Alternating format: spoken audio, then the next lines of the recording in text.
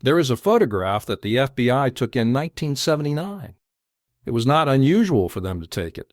They had been taking photographs of this man for nearly 4 decades, from parked cars on the other side of whatever street he happened to be walking down, with long lenses and careful patience, and the institutional certainty that one day the photographs would matter. This one was taken on Collins Avenue in Miami Beach, on an ordinary morning in an ordinary year, by an agent whose name no one remembers anymore. In the photograph, an elderly man walks a small terrier along the sidewalk.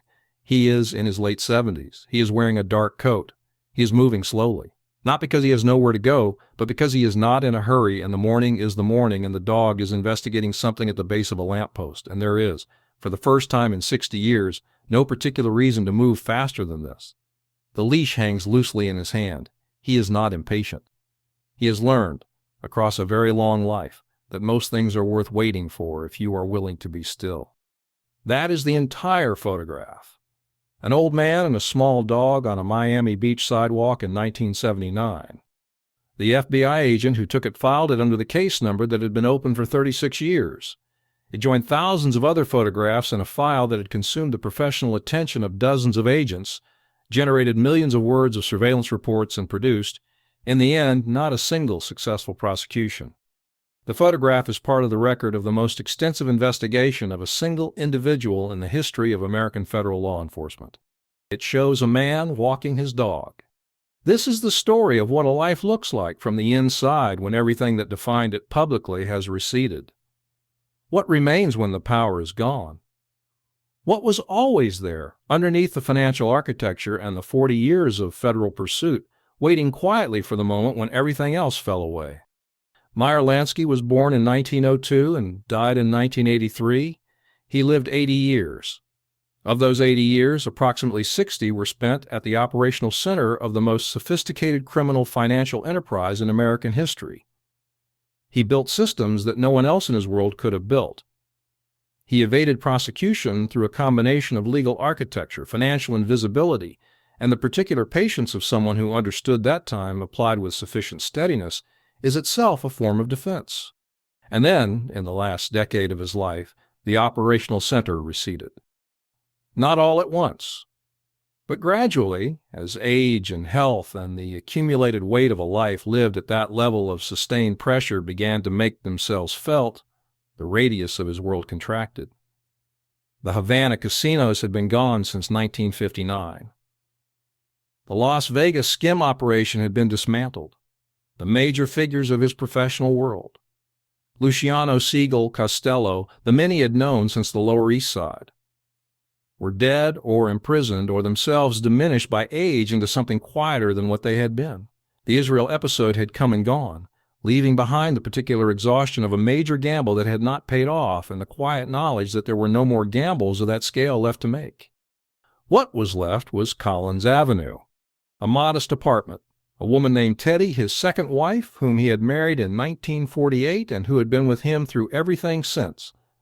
The Senate hearings and the federal investigations and the years of sustained pressure, the exile in Israel and the return, the slow contraction of the world to its present dimensions. She had known what the life would contain.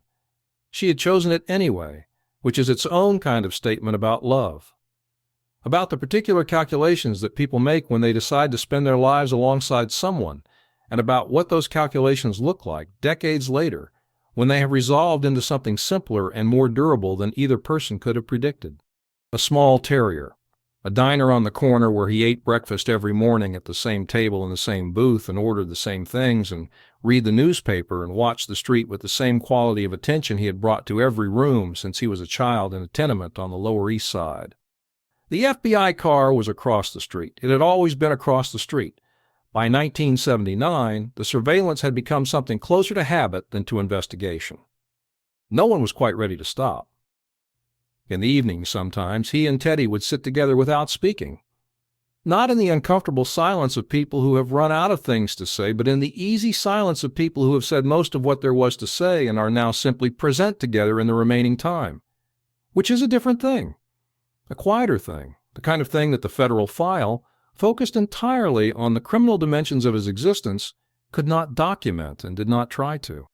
He worried about Paul.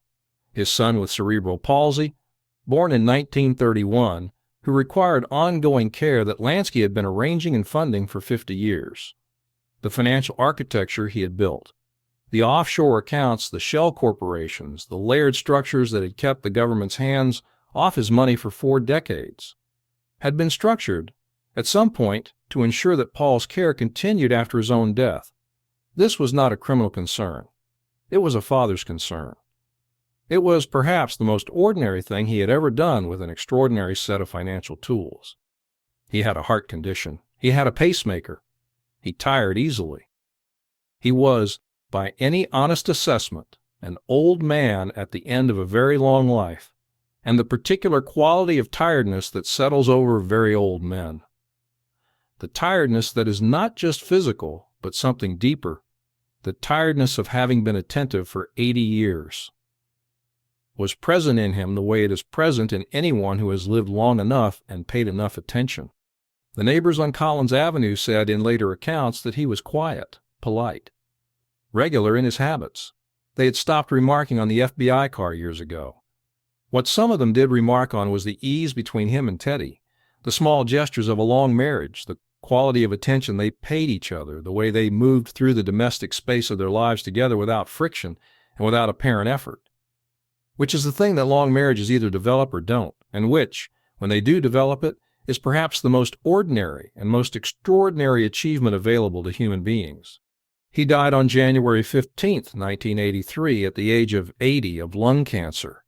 Teddy was with him. When the investigators examined his estate, they found assets valued at approximately $57,000. The investigation that had consumed 4 decades of federal attention ended with $57,000 and no answer to the question it had been asking since the 1940s. The question was, where is the money? The answer went with him. The old man and the small dog on the Miami Beach sidewalk knew something that the agent in the parked car across the street never found out.